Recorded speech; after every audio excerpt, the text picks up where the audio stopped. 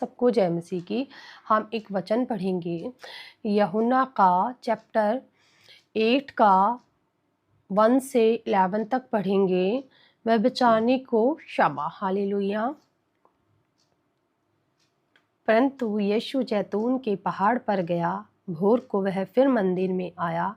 सब लोग उसके पास आए और वह बैठकर उन्हें उपदेश देने लगा। तब शास्त्री और फरीसी एक स्त्री को लाए जो व्यभिचार में पकड़ी गई थी और उसको बीच में खड़ा करके यीशु से कहा, हे गुरु, यह स्त्री व्यभिचार करते पकड़ी गई है। हालेलुया।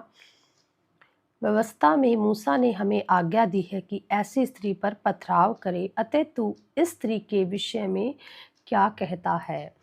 उन्होंने उसको परखने के लिए बात कही ताकि उस पर दोष लगाने के लिए कोई बात पाए। हालेलुया।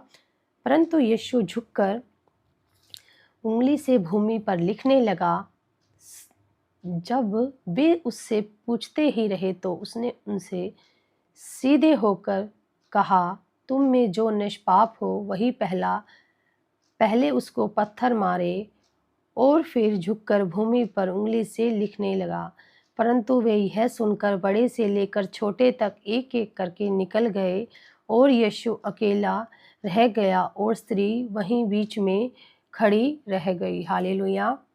यीशु ने सीधे होकर उससे कहा, हे नारी, वे कहाँ गए? क्या किसी ने तुझ पर दंड की आज्ञा न दी?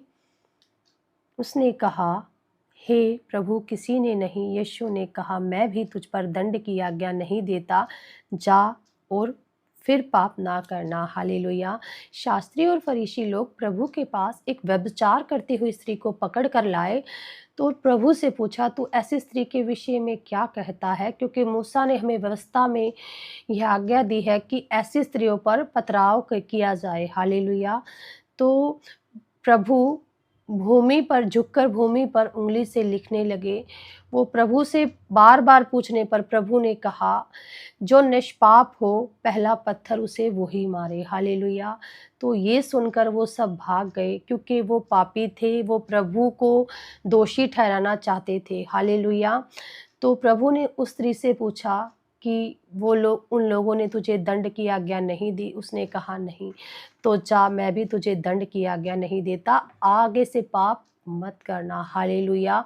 तो प्रभु किसी के पापों को उजागर नहीं करते, बल्कि प्रभु सुधरने का मौका देते हैं। मसीह में दंड की नहीं बल्कि पाप से मुक्ति मिलती है। प्रभु हमें एक नया जीवन देते हैं।